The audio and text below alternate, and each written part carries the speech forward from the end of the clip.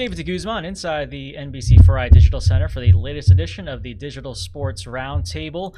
Kind of a smorgasbord of topics to talk about today, and here to help me out, Sports Director Joe Nugent joining me. We are coming off the Super Bowl, and I guess it's always the biggest sporting event of the year for most people. Let's get our thoughts out right away. I thought overall game meh. Sure. Wasn't the close encounters that we've seen in years past, but also surprising because I don't think anyone saw the Eagles winning in the way they did. Overall, your take on what was Super Bowl 59? Yeah, I mean, obviously, really impressive by the Eagles. I felt the same way. People are like, "Who do you think is going to win?" And I'm like, I don't know. I think it's going to be a close game, which of course it was anything but. But yeah, I think it's interesting. Following the game, a lot of people, talked about how, hey, the Eagles had a better roster. They were stronger in so many spots than the Chiefs. We should have seen this come. But, the truth is, and we know, like covering Ohio State, having talent doesn't guarantee wins. You have to actually go do it. And, because the Chiefs, have a quarterback who's won several Super Bowls and a head coach who's won several Super Bowls, and they've found ways to do it. I think a lot of people kind of struggled with the fact that the Eagles had this great roster, but they haven't necessarily, shown that they're the best, most dominant team in the NFL throughout the regular season and the playoffs. It's tight games, at least especially against the Rams. So I thought it was impressive that the Eagles were able to, to beat a two-time defending champ, but to also put it together. I don't know if enough people give a team credit for having the ability to do that, especially with their young secondary who was great in that game. I mean, just another kind of example, right, of defense wins championships. And, I really was invested into the game, until probably, the third quarter. Yeah. Once you had that second touchdown throw by Jalen Hurts that kind of sealed the deal, it was kind of like, all right, I guess I can start cutting my highlights now. But, just really impressed with how huge the defensive performance was from the Eagles. And I love the parallels that people were making here in Central Ohio with Nick Sirianni and Ryan Day, both coaches who caught a lot of flack and had a lot of criticism at one point or another in the season, and kind of stuck in there and dug deep and found a way to make it happen. So overall, I thought I was pretty impressed. Just because the Super Bowl is always more than a game, right? My quick takes were, I liked a lot of the commercials. My favorite one was Michelob with Catherine O'Hara, the pickleball one. That one was good. And my quick take on the halftime show was, I enjoyed it for what it was. I don't think I was the target demographic for the halftime show, but clearly there is an audience for Kendrick Lamar, and I hope they were happy. Yeah. I thought it was cool. I mean, generally speaking, I do feel like we're getting to a point here with these halftime shows where the expectations are so high that it's really hard for everybody to be like, wow, that was great. After pretty much every halftime show, there's a segment of folks out there that are, whatever, the game was better, something like that. So yeah, I agree completely. Let's move on to stuff closer to home.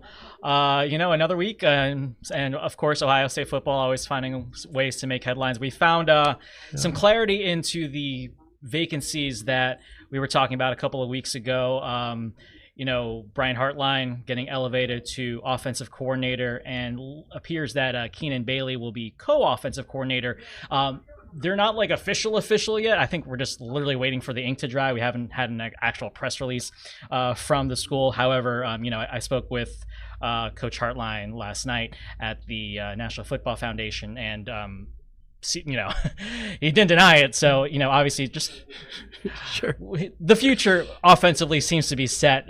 Just your thoughts on going from within. I think that's a pretty good move, considering these are defending national champs and there's some continuity there. For sure. And the fact that, Brian has been in a very similar role previously, I think helps as well.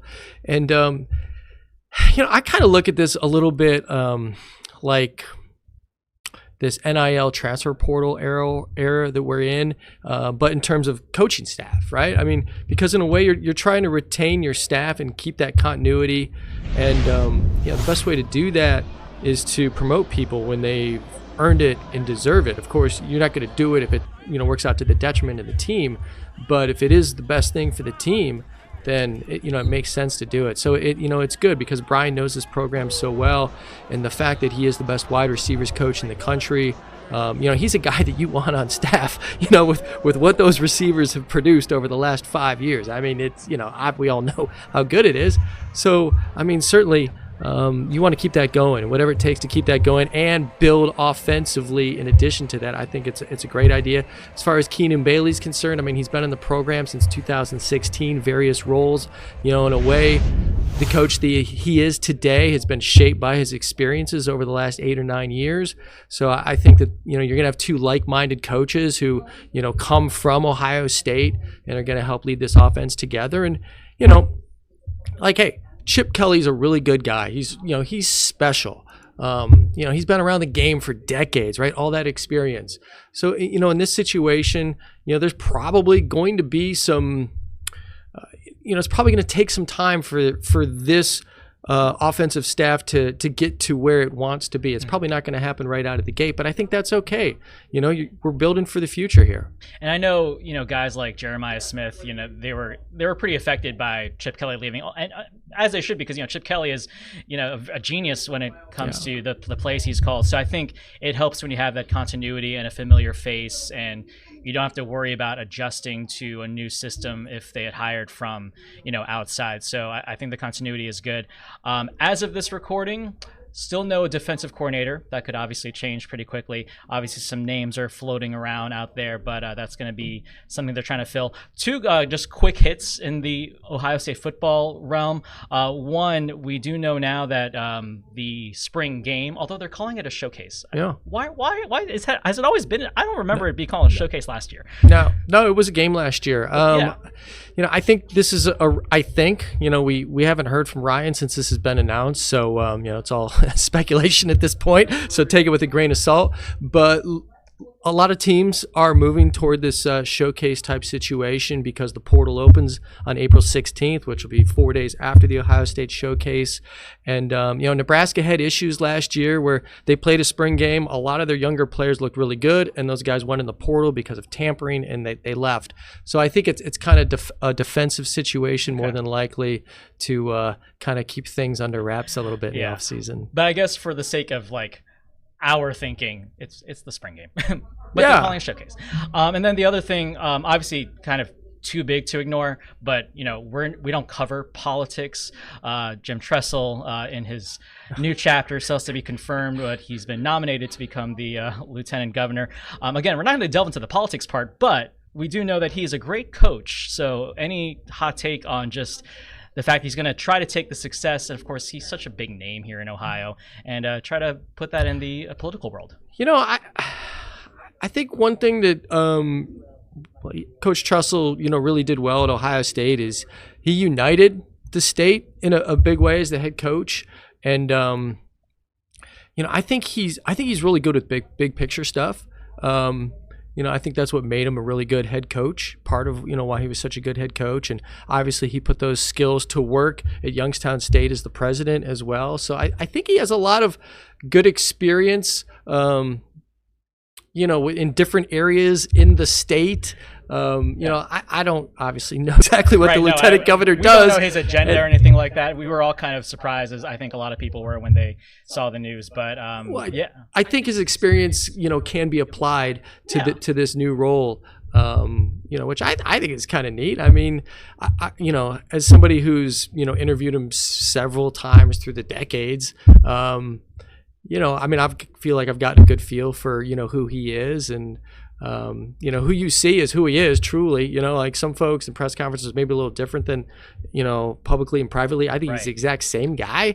And, So, I mean, I'm kind of excited about it. I like him a lot. So I think it'll be neat to watch, see what happens. That's the point, right? He's so likable. He's name recognition, and name recognition is huge in politics. So that's probably a big reason why they're going in that direction. Before we go, let's talk basketball. Man, you just never know what you're going to get from Ohio State men's basketball these days. It's been kind of a roller coaster ride, if you will. Going into Sunday, they had won 4 of 5.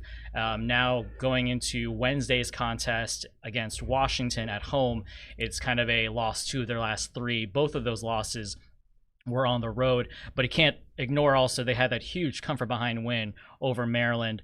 So, I mean, Joe, it's kind of one of those things where which Buckeye team you're going to get. I will say the asterisk with Sunday's loss in Nebraska, you have Devin Royal, who goes down with an injury. He does kind of come back in the second half, but Jake Dealer had to kind of take him out because it's like I think you're going to do more harm than good there.